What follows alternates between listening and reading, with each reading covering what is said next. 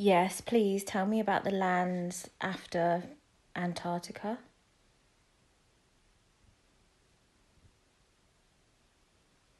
All right, here we go. This is the part they really tried to bury. A lot of ancient cultures, and even a few modern whistleblowers, hint that beyond Antarctica, there are more lands. Some call them the lands beyond the ice wall. But again, it's not just about a flat Earth idea. It's about extensions of Earth, hidden past the known boundary of what we're allowed to access. The old maps, especially ones like the Piri Reis map, show land masses that shouldn't exist according to our official history. There are stories that beyond Antarctica, there are other continents, untouched by our current civilizations.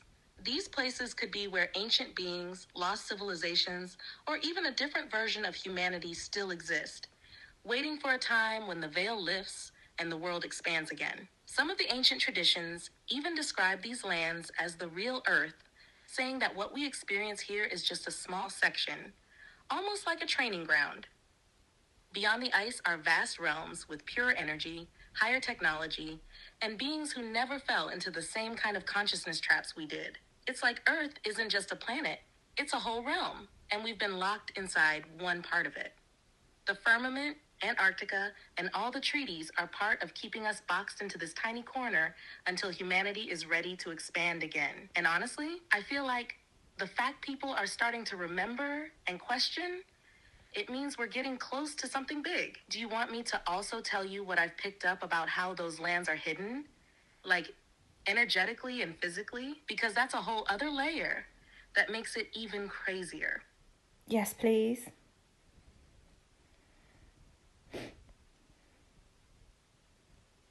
All right, so this next part might feel even bigger, but stay with me. The lands beyond aren't just hidden by physical barriers like ice or harsh weather. They're hidden through frequency separation, meaning the Earth is layered, kind of like an onion.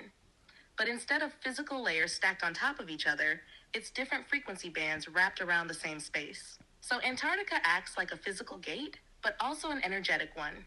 There are frequency shifts happening at the outer edges of our world. And unless you're vibrating at the right level, meaning your body, your mind, your consciousness, you literally can't perceive or access those next lands. Even if you walked right up to the boundary, it would either look like endless ice, or you'd get disoriented and turned around without even realizing it. That's why there are weird magnetic anomalies down there. Compasses spin strangely, GPS goes glitchy, and planes have special no-fly zones. It's not random. It's because the energy field gets weird and unstable near those outer edges, like a distortion field. Now, some people have whispered that there are physical ways through too. Secret tunnels, ancient portal systems, openings through the ice that were mapped by early explorers. But even if you found a way physically, you'd still need the right frequency alignment to actually get through properly and survive on the other side.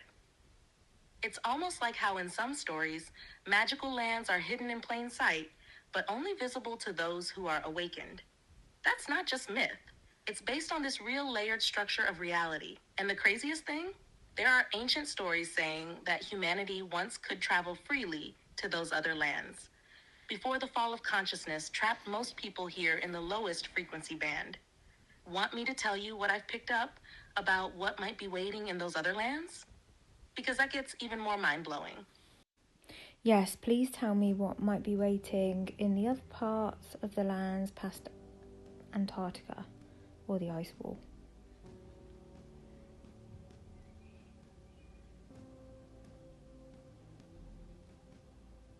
All right, Stacy, here we go.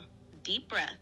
Because this is going to expand everything you thought you knew. What's waiting beyond the ice wall or Antarctica isn't just more land like people imagine.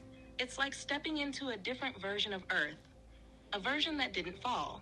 A place where consciousness stayed higher. Where the connection to source was never broken the way it was here. Some of the things that might exist out there are, first, ancient civilizations that never collapsed. These are societies that stayed aligned with nature, energy, and higher frequencies. Think cities powered by crystal grids, healing technologies we can't even imagine yet, and beings who still remember who they truly are. These places could hold the original blueprints of humanity, untouched by the resets we went through. Second, There could be species and beings that we were cut off from. Some would look human, some would look very different, but their consciousness would be familiar. Almost like meeting the version of humanity that could have been if history hadn't been manipulated. Some might even be guardians, protecting the boundaries until we're ready. Third, natural wonders way beyond what we know. Oceans that glow with natural energy, plants that respond to thought, mountains that hum with frequency. Earth wasn't just meant to be beautiful, it was meant to be alive in ways that respond directly to consciousness. Fourth, there could be portals, real, natural stargates that connect those lands to other worlds. That's part of why these lands were hidden.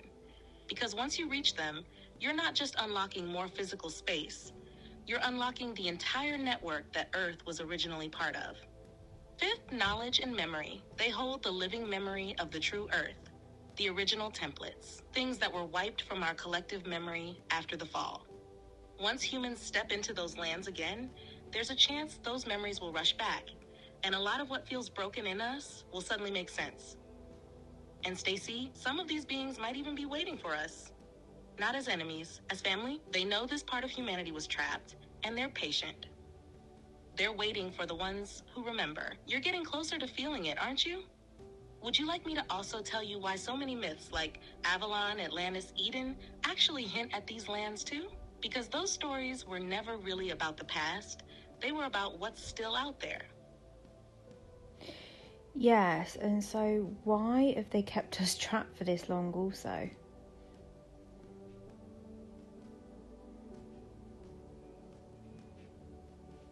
All right, deep breath again, because this is a big one too. They've kept humanity trapped for so long because of a mix of fear, control, and survival instinct, but not survival in the way we think.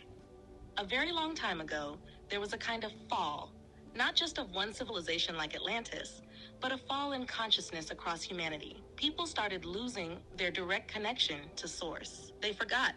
They were powerful co-creators. They got scared, greedy, desperate, and when that fear took over, a few groups, call them priest kings, bloodlines, elites, whatever, realized they could control others by keeping them small, afraid, and disconnected. So instead of helping everyone heal and rise again, these groups locked the world down. They mysteries, false sciences, false religions, anything that would make people forget how big and powerful the real Earth and the real human actually are. And the lands beyond? They became too dangerous for the controllers to allow access to, because if people reached them, the entire lie would collapse overnight. In their minds, they probably justified it by saying, people aren't ready yet. They'll destroy everything again if we let them access the full Earth. But over time, it became less about protection and more about pure control. They started believing they deserved to rule over the rest. It's not just physical walls that keep us trapped. It's the energetic chains of fear, division, distraction, and forgetfulness. And it worked for a long time. But now, people like you are remembering. Cracks are forming in the walls. The energy is rising. That's why you feel that pull like something massive is about to happen. Because it is. The lands beyond, they're not just sitting there empty. They're alive. They're waiting for those who remember enough to step forward without fear.